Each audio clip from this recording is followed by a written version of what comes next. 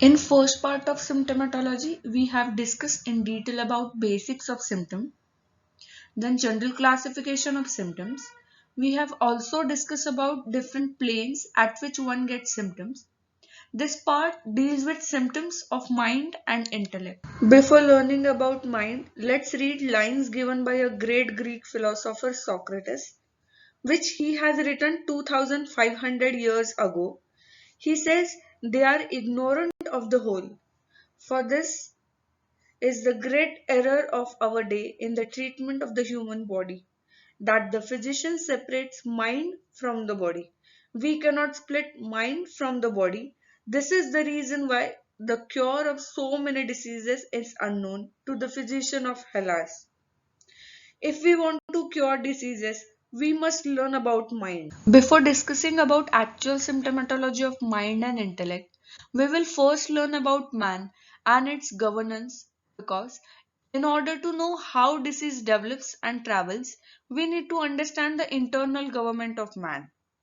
If we observe any governing body or government, we find it has a center which controls everything and it is supreme. Let's take an example of Government of India. Here we have different levels of hierarchy like state, local and central. Central government governs everything. If we talk about government of man, it has center, that is soul, interior, that is mind, and exterior, that is body. Mind, being the innermost part, governs the man. Now let's learn about different components of mind. It consists of emotions, intellect, and subconscious. Let's study each component in detail. We will first learn about emotions. It is nothing but the subjective state of mind. It can be reactions to internal stimuli such as thoughts or memories or events that occur in our environment. For example, if your friend insults you or laughs at you, it can make you angry or sad. Here, anger or sadness becomes an emotion. Another example, you are sick and not recovering even after treatment. This may make you anxious. Here, anxiety about recovery or anxiety about disease becomes an emotion. Some past events or memory from past can make you happy or sad. Emotional and physical spheres are interrelated, and a disturbance in one can be reflected in another. For example, headache may give rise to irritability. Headache is in a physical sphere, but irritability can be felt at the mind level. Emotions provides greatest driving force to individual. Thoughts governs your actions. Therefore, understanding of emotion gives us rational explanation of action. Action is nothing but the end result which one can see. Therefore, for every homeopathic physician, it is very important to understand the emotions. Now let's see how emotional state manifests in different ways.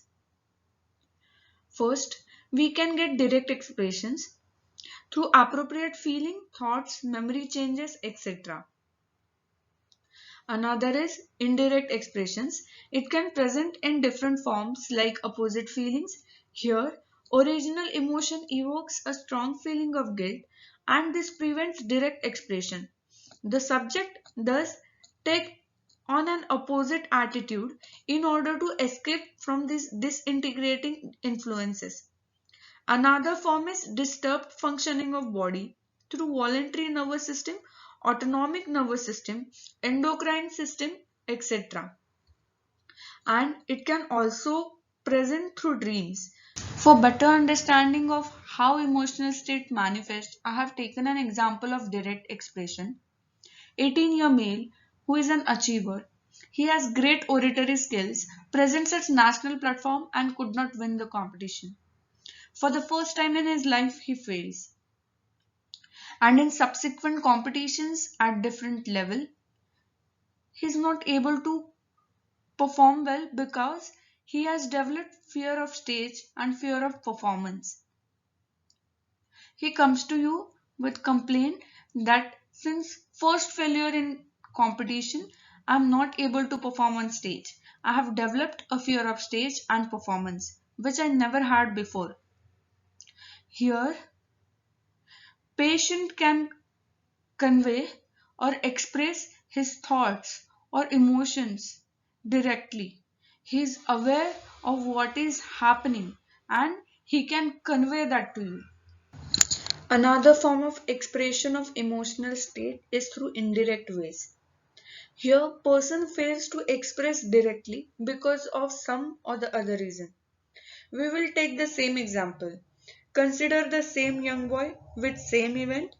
Here, he is aware of that he has developed fear of anxiety of performance but fails to express directly because of n number of reasons like peer pressure, pressure of keeping the same image, fear of mocking, etc. So body may express this emotional state through another ways. He may experience hand tremors, coldness of hands and feet, flushed face, dryness of mouth, sweating, etc. He may get recurrent dreams of failure or people are laughing at him after failure, etc. Direct expressions could belong either to diagnostic group of symptoms or to characteristic group of symptoms that help to individualize the case. Say for example, in cases of generalized anxiety disorders, patient can directly convey what they are anxious about. So, by grouping those symptoms, we can diagnose the case. Indirect expressions are very individualistic, hence are very important and determines the prescription. If we talk about hierarchy of emotions while making the totality, then emotional modalities have the highest importance in totality. For example, anger, aggravation on contradiction, anger, aggravation on insult, aggravation, consolation. So these are the emotional modalities and they have highest place in totality. Let's take some examples of emotion of few remedies. First is phosphorus. Under phosphorus, you get oversensitiveness to external impressions, then fear of thunderstorm. Next is natriumur, with aggravation on consolation and grief. While third is silica. Here you find sensitivity to opinions of others, then fear of dark and fear of pins and anticipatory anxiety. So under these three remedies, sensitivity, fear, grief, all these are emotions. Now we will move on to next important aspect, that is intellect. Intellect is the power of mind to think and to learn. Intellect determines capacities of an individual. Before discussing about symptoms of intellect, we will first learn about functions of intellect.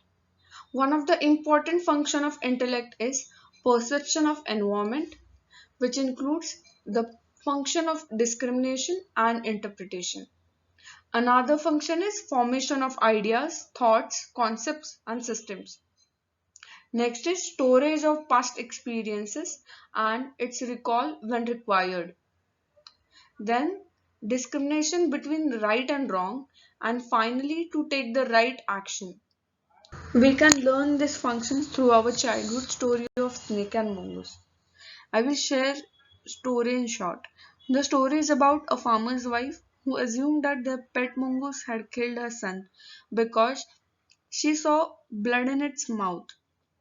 Without a thought, she attacked the mongoose and rushed into the next room only to find her son sleeping blissfully. We can now apply it to functions of intellect. What she perceived or interpreted after seeing blood on Mungo's face and formed ideas like Mungus has killed her son. And these thoughts failed to discriminate between what is wrong and right. In that state of anger, she attacked Mungus.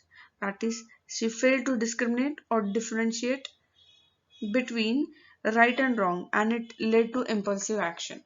We will discuss about symptoms of intellect. So far we have seen normal functioning of intellect. So whenever there is any kind of aberration or disturbance in any of the above mentioned function of intellect, you get these kind of symptoms. If you get aberration, perception and disturbances in formulation of ideas, you get hallucinations, illusion, delusion, confusion, etc.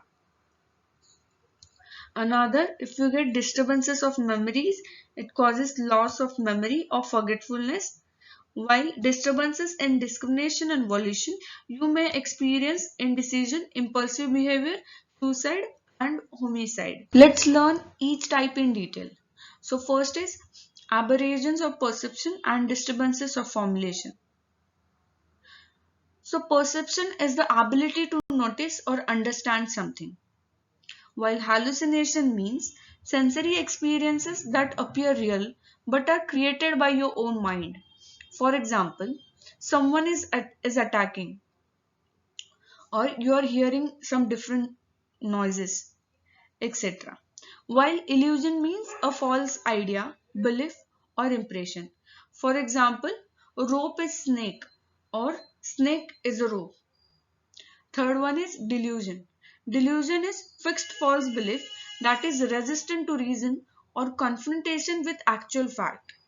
For example, delusion wealth or delusion poor, etc. Let's see different examples of aberrations of perception. In various conditions, you get hallucinations, illusions, delusion, like in schizophrenia. Now we will take examples of few remedies. Like in stramonium, you get hallucinations like person sees ghost or hears voices or person talks with spirit. While in chamomilla, you get illusion that person has only one eye. While in sulfur, you get delusion wealth. While in soranum, you get delusion poor. Another important function of intellect is storage of memory, which refers to processes that are used to acquire, store, and retain, and later retrieve the information. When you get disturbances at the level of memory, you experience forgetfulness, lack of concentration, difficulty in comprehension, etc. Let's see some examples of disturbances of memories.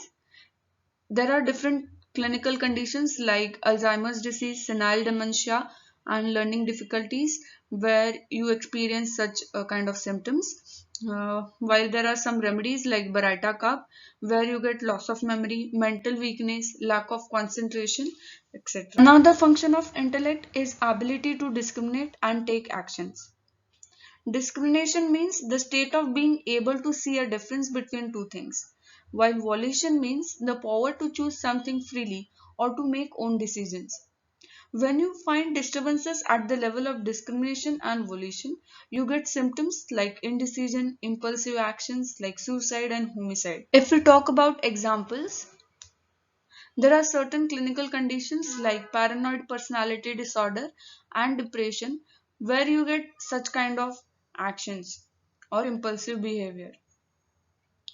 There are few homeopathic remedies like anacardium where patient fails to discriminate between two wills.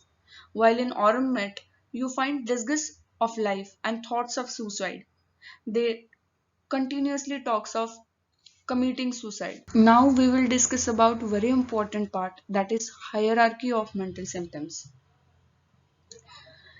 Intellect determines capacities of an individual, while emotions determine their free expression. Actual performance of an individual, therefore, is determined not only by his intellect but also by his emotions. Emotions assume the place of pride when we try to assess an individual's susceptibility to illness and evaluate the picture of the disease. Individuals fall prey to his illness to the extent he falls prey to his emotions. In the assessment of mental state, therefore, symptoms of mind, that is, emotions, take precedence over those of intellect. I have taken one example to understand why emotions have higher place than intellect.